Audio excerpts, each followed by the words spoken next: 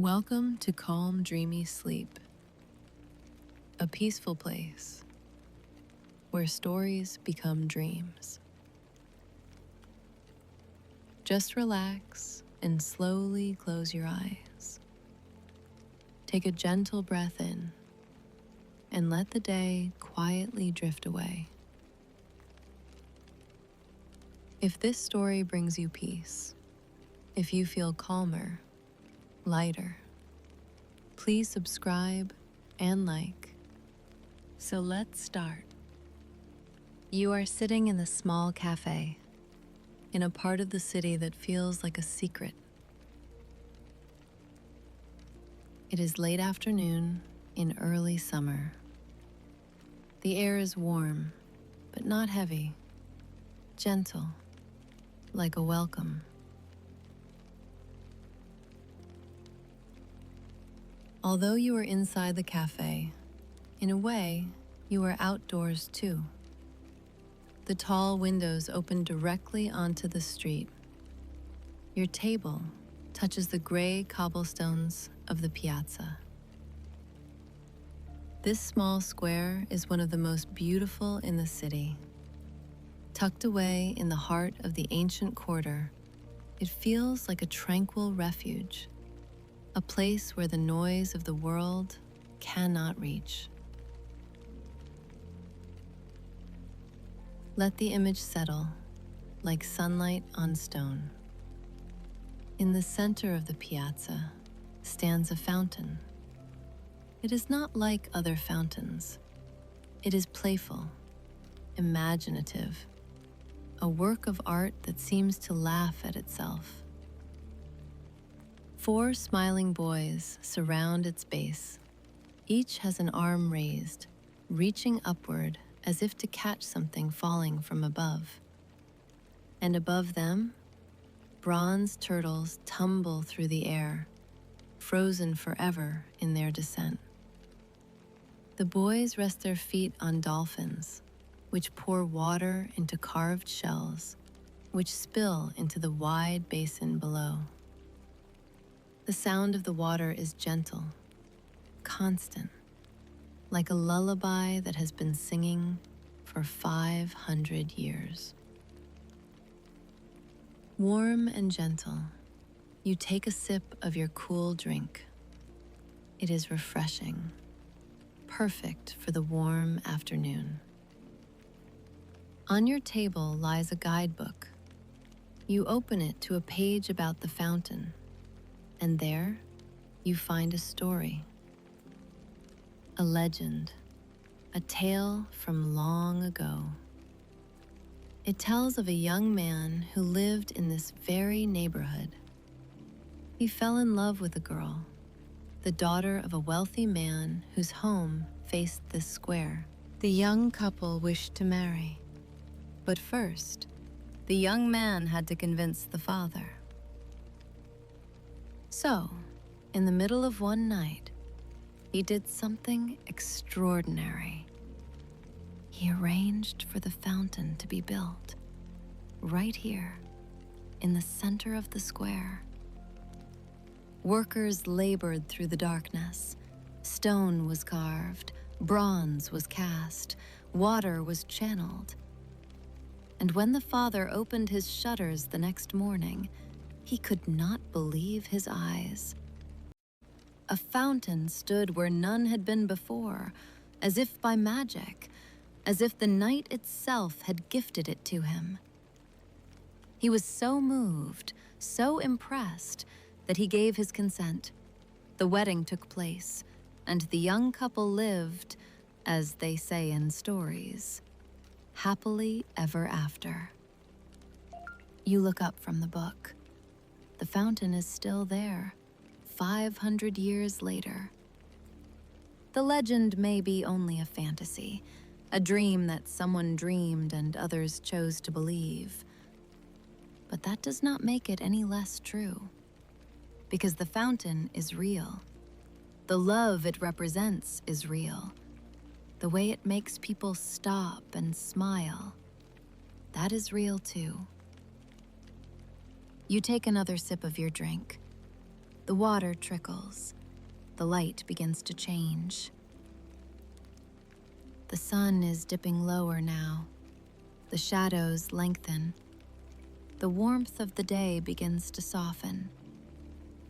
You glance around the square and notice something happening to the light. It is fading, slowly, gently, as if someone is turning down the brightness of the world. This is the beginning of the blue hour.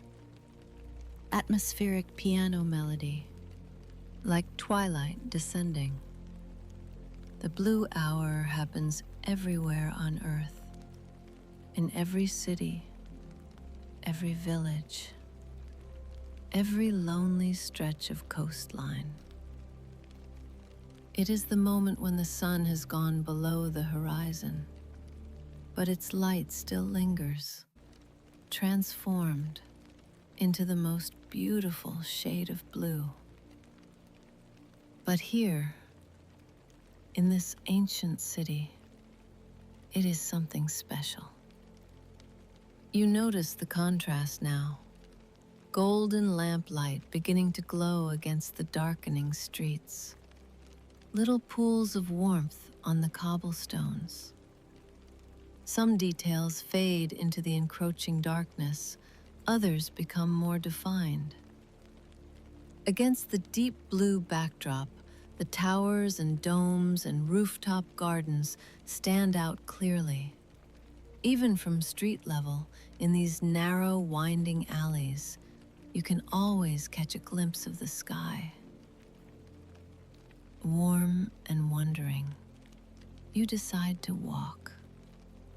You leave the cafe behind, the fountain still singing its watery song, the legends still echoing through the centuries. The streets here are like a labyrinth, twisting and turning, winding and curving. They have grown organically over thousands of years, following ancient paths that existed before the city was even built. As you walk, you become aware of the swifts. You make among the rooftops, they dive and spiral, their wings cutting through the deepening blue. These small birds spend their winters in Africa, but every spring they return to this city, their home, just as they have done for countless generations. You can hear their cries, ecstatic, joyful, as if they are celebrating their homecoming. Wherever you walk at this hour, their song follows, echoing through the narrow streets, bouncing off ancient walls. It is the sound of summer, the sound of the blue hour, the sound of a city breathing. You admire the buildings as you walk. They are old, some of them very old. Their facades are patterned by time, cracked and layered and weathered.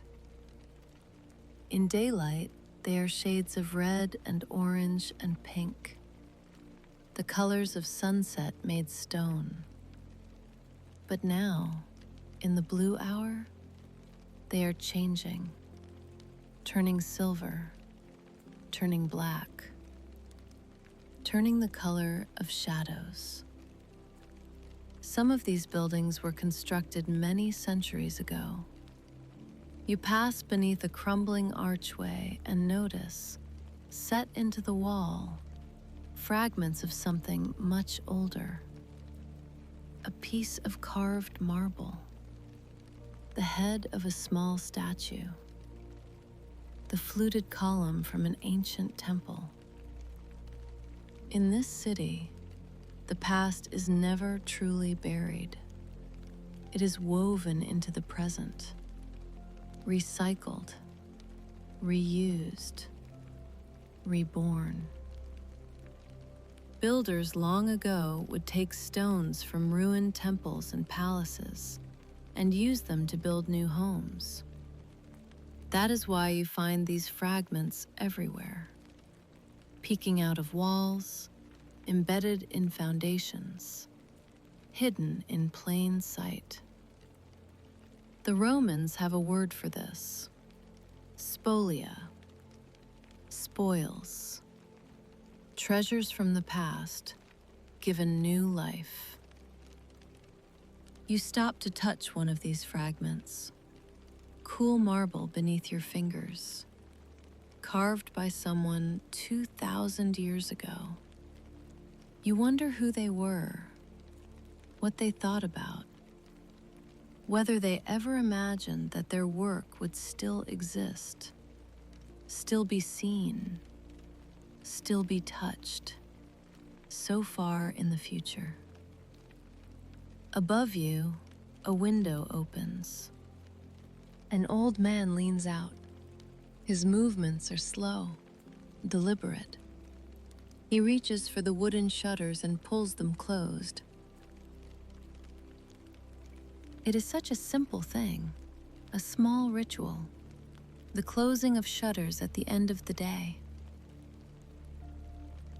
But there is something comforting about it, something that has happened every evening for hundreds of years in this city. Like garlic sizzling, like home. You imagine him now in his kitchen, beginning to prepare the evening meal. Perhaps he is making something traditional, something his grandmother taught him, something that connects him to all the generations who have lived in this neighborhood before him. The aroma drifts through the open window: garlic, olive oil, vegetables sizzling in a pan. You breathe in deeply. The air is filled with so many things: food, flowers, the cool breath of the approaching night. You are happy to be outside, walking, exploring, letting the city reveal itself to you, one step at a time. Your gaze drifts upward again, to the rooftops, to the sky. The streets here are narrow, winding, but a glimpse of that deep blue overhead is enough. Enough to remind you of the vastness beyond. Enough to give you a sense of peace. Looking up, you could almost forget you were in a city. You could be in the countryside, in the middle of boundless space. That is part of the magic of this place, the way it can feel both intimate and infinite, both crowded and empty, both ancient and new. You continue walking, following your instinct, letting the labyrinth lead you where it will. Soft and wondering. And then the street opens up. You have arrived at one of the most beautiful squares in the entire city. It is vast, oval-shaped, lined with buildings that seem to glow in the fading light. On one side, restaurants and cafes with tables spilling out onto the cobblestones. Laughter and conversation drift toward you, a blend of languages, Italian, English, others you cannot identify. On the other side, a church, its white marble facade catching the last of the light, gleaming like silver against the deep blue sky. Above it all, a crescent moon has appeared, delicate, perfect, hanging in the darkness like a promise. You walk across the square, your footsteps echoing softly on the ancient stones. In the center stands a fountain, but not just any fountain. It is magnificent, huge, majestic. At its base, 4 powerful figures represent 4 great rivers. Their muscles strain, their expressions are full of life. but even they are almost overshadowed by what rises above them. An obelisk, ancient, pointed, reaching toward the sky. It surges upward as if trying to touch the crescent moon. And from where you stand, it looks as though it might succeed. Warm, and you find a bench. Marble, cool to the touch. You sit down. When you close your eyes, the sound of the fountain intensifies. It becomes not just water trickling, but water rushing, a waterfall, a river, a force of nature. All the other sounds fade away, the laughter, the conversation, the footsteps.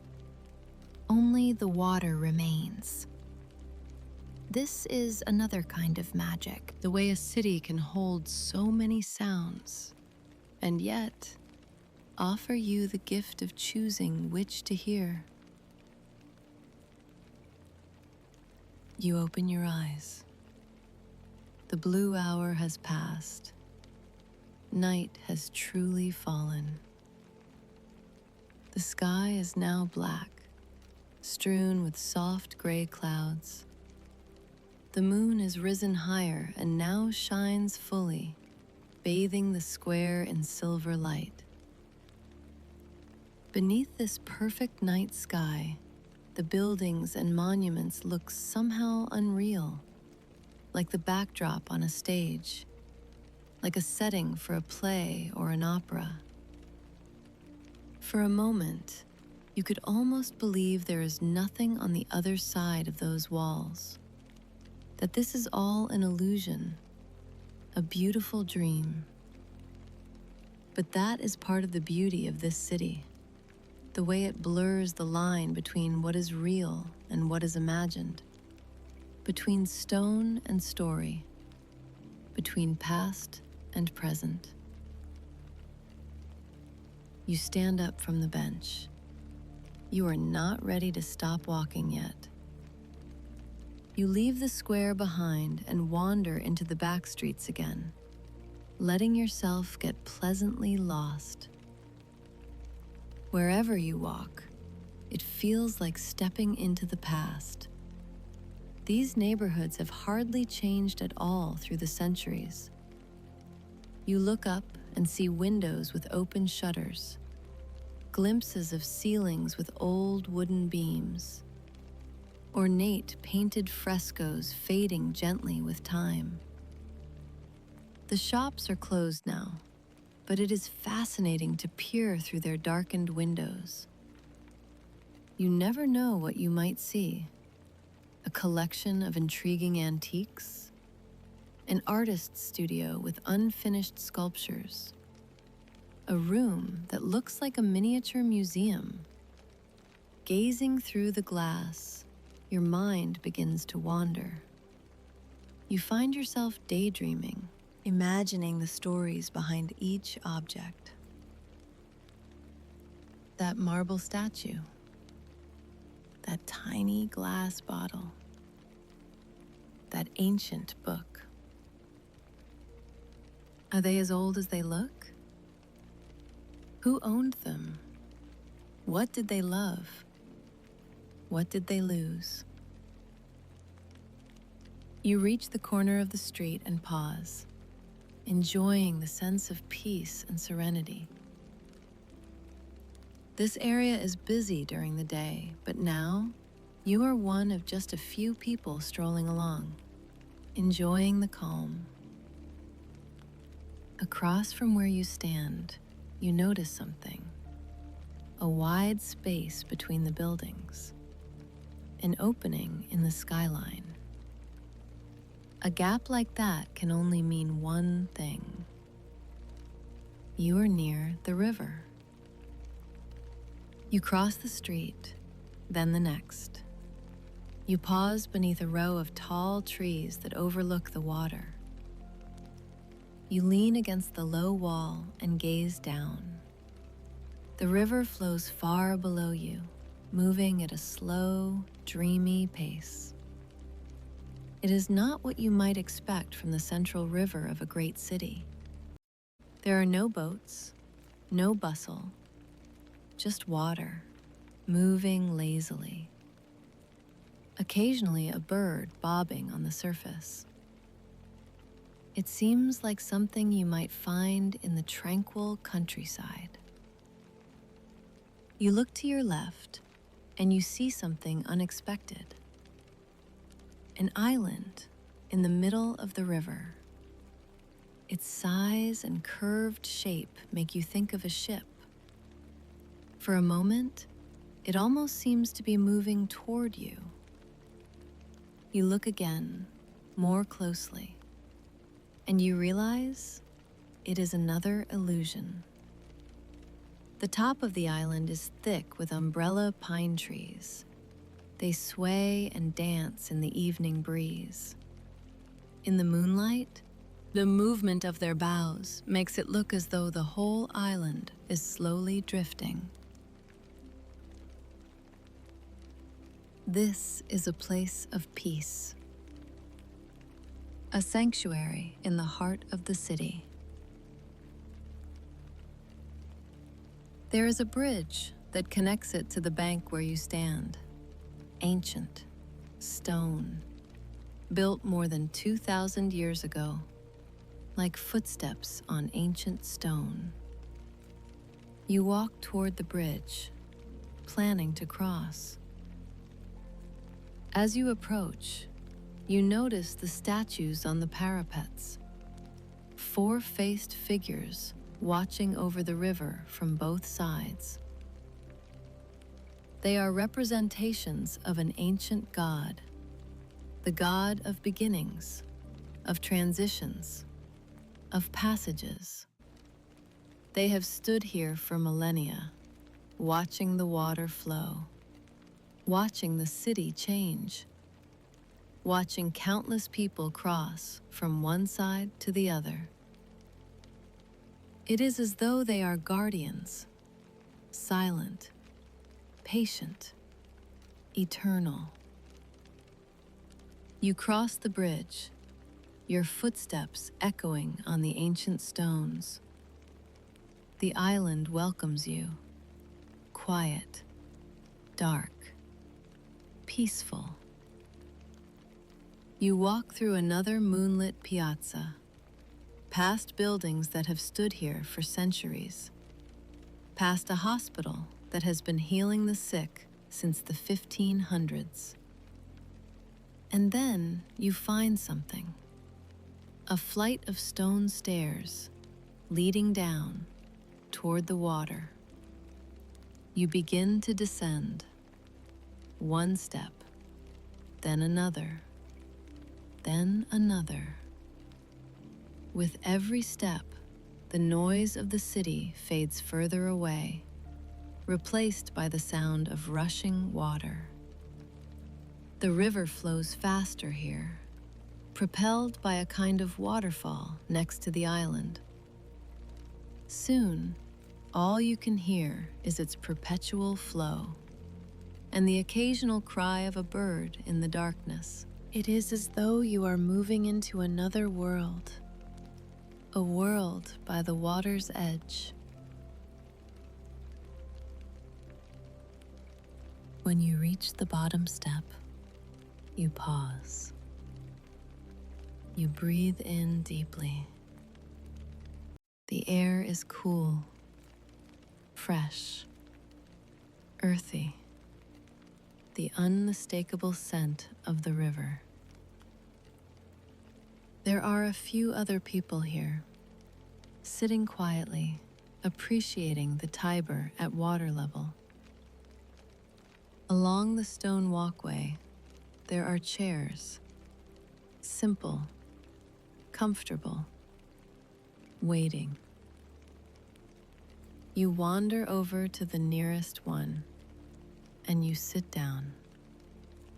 Warm and feels so good to rest your feet after your long walk through the city. You close your eyes. You have seen so much this evening. the fountain with its tumbling turtles, the blue hour painting the sky, the swifts spiraling overhead, the ancient fragments in the walls, the magnificent square with its obelisk reaching for the moon, the island that looks like a ship, the bridge guarded by four-faced gods. You no longer feel the need to look. It is enough to just sit here, by the river's edge, breathing in and out, relaxing. Images of your journey move through your mind. Colors and fountains, the swifts soaring above the rooftops, the moonlight spilling over the cobblestones. But these beautiful memories slowly begin to drift away. Like the river itself, they flow onward, fading into the distance. You let them go. You allow the images to fade, to disappear. Soon, you are aware of nothing but the rushing water and your calm breaths. In and out. In and out, leading you gradually, gently, peacefully into sleep.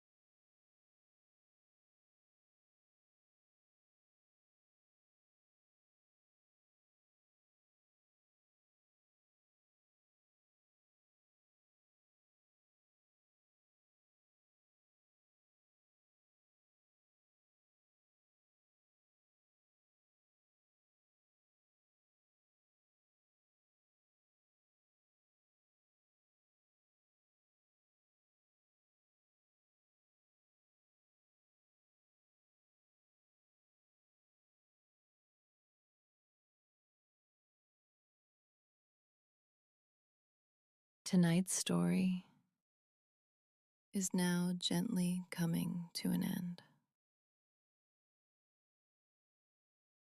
Thank you for being here tonight. Thank you for listening. You don't need to do anything now. Just rest. Let your thoughts grow quiet, one by one, like candles being softly blown out. The soft sounds you hear, the gentle rain, the quiet hush of the world outside. They will continue to play, slowly, softly, steadily, guiding you deeper and deeper into comfortable, natural sleep. Close your eyes now. Let your shoulders soften. Let your hands rest open. Let your breath grow slow and easy. There is nothing to carry with you tonight. No thoughts to hold, no worries to keep. Only this quiet moment, only this gentle stillness. Allow yourself to drift away now, like a leaf on still water, like a cloud across a silent moon.